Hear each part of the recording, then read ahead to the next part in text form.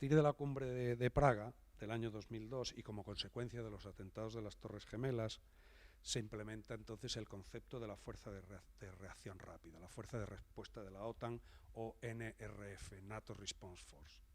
Claro, este panorama que he presentado antes resulta poco práctico, poco operativo desde el punto de vista militar. Si por las razones que sean la OTAN tiene que desarrollar una operación y tarda 6 meses en un proceso de generación de fuerzas, pues como que no sirve, ¿no?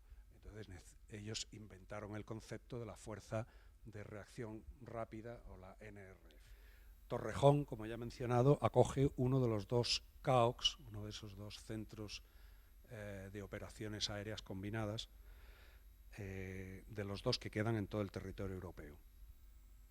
Desde este centro se dirigen y controlan todas las operaciones de policía aérea. Hay otras instalaciones de la OTAN en España, fundamentalmente el cuartel general terrestre de alta disponibilidad en Bétera y el cuartel general marítimo de alta disponibilidad a bordo del buque de desembarco Galicia, cuya base está en Rota.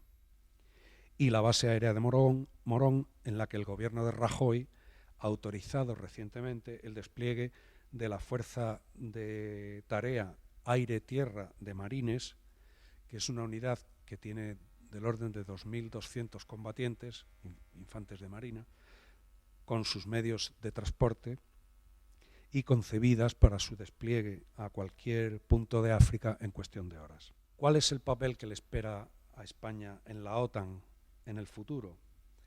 33 años después de la entrada en la OTAN, no solamente seguimos en la estructura militar contra una de las condiciones sometidas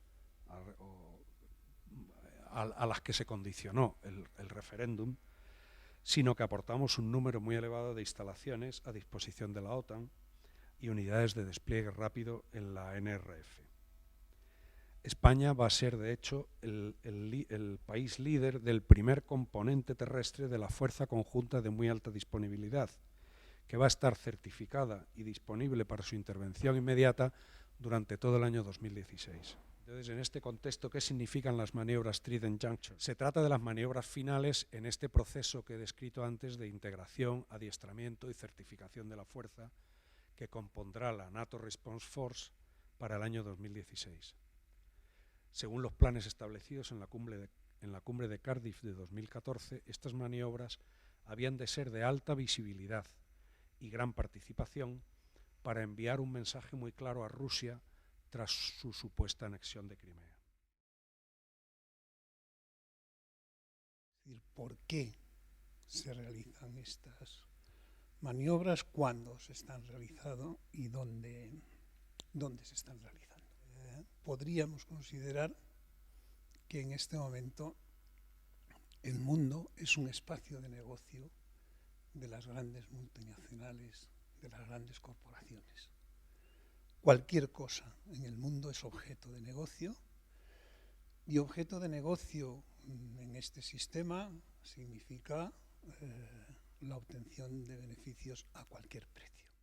¿Qué es lo que se pretende para poder extender ese dominio económico sobre el mundo y que cualquier punto, cualquier objeto, cualquier situación pueda ser convertido en un negocio de las corporaciones? Fundamentalmente se trataría de eliminar todos los obstáculos que impiden o dificultan que este proceso se lleve a cabo. Convertir todo lo que existe en el mundo en un objeto de negocio. Para poder hacer ese proceso hay que identificar cuáles son los elementos que lo dificultan. Si hay que destruir, se destruye. Si hay que hacer matanzas, se hacen matanzas. Estamos acostumbrados a verlo. Si hay que extender el sufrimiento, se extiende el sufrimiento. Y no parece que podamos reconocer que eso tenga algún límite. Esa forma de acumulación requiere además una forma de dominio. No solo hay que desposeer, sino que hay que controlar el proceso y asegurar que toda esa mercantilización por desposesión se lleve a cabo. Por lo tanto, las rutas, los territorios, los emplazamientos son claves y son tan valiosos como los propios recursos. Es un recurso más de la acumulación. Ese proceso está dando lugar a nuevas formas de recolonización. Ya no solo hay que hablar de colonialismo, no hay que hablar de neocolonialismo, sino que mucha gente ya plantea que hay en marcha procesos de recolonización, de volver a colonizar los territorios con un dominio absoluto sobre lo que sucede, dejando a su población absolutamente inerme, incapaz de poder tomar ninguna decisión. Dentro de ese proceso es fundamental, de cara al control del que os hablaba hace un momento, el dominio geoestratégico, el dominio de localizaciones que pueden ser puntuales, que pueden ser regionales, que pueden ser vías completas de comunicación que necesitan ser dominadas. La península ibérica es un lugar geoestratégico fundamental para el desarrollo de estas estrategias.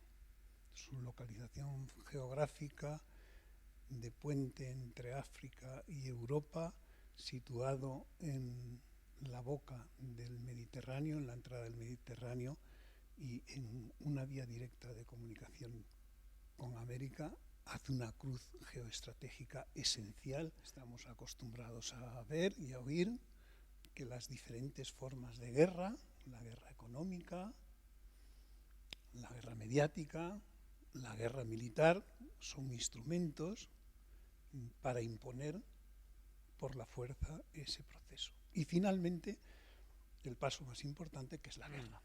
Ni el objetivo de las maniobras, ni el lugar, ni el momento son casuales. Es verdad que muchos de los acontecimientos puede que no fueran calculados y previsibles en el detalle, pero que había un conflicto en toda la cuenca mediterránea era obvio, que los movimientos masivos de población se iban a producir y si no ya se han encargado, en este caso Arabia Saudí y Turquía, de provocarlos, que son los provocadores del éxodo de los refugiados, y el conflicto de Ucrania ya se había generado. Toda esa mecánica, toda esa forma de trabajar sobre las mentes conduce a algo fundamental. La aceptación de que la lógica de la destrucción es necesaria. La aceptación de que la lógica del sufrimiento es necesaria en defensa de la humanidad. De tal manera que no nos opongamos frontalmente a ella, sino que entendamos que desgraciadamente las cosas son así, pero que hay que aceptarlas.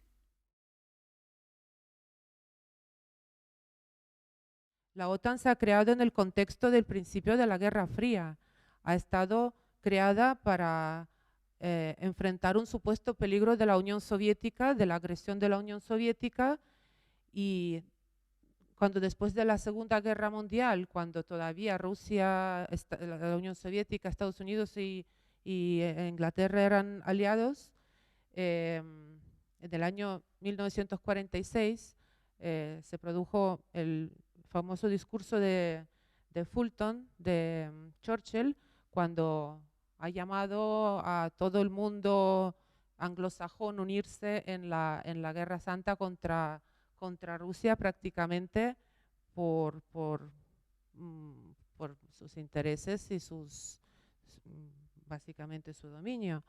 Y el término telón de acero ha estado en su momento propuesto por Goebbels, el ministro de propaganda de Alemania nazi. Familias tan importantes como la familia Bush han participado en la financiación directamente de Hitler y sus y a través de sus bancos, que han sido embargados en cierto momento de la guerra, pero ellos hasta el final prácticamente han seguido manteniendo esto que para ellos era negocio.